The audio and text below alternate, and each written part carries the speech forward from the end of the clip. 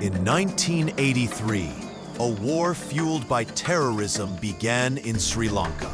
It would go on to last for nearly 30 years. Due to the war, many people were forced to leave their homes and live in refugee camps.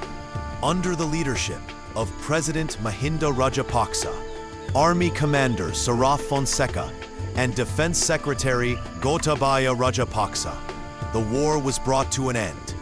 On May the 18th, 2009, the war in Sri Lanka officially ended. It was a great victory for the nation. After the war, Sri Lanka now looks ahead to a new future filled with peace.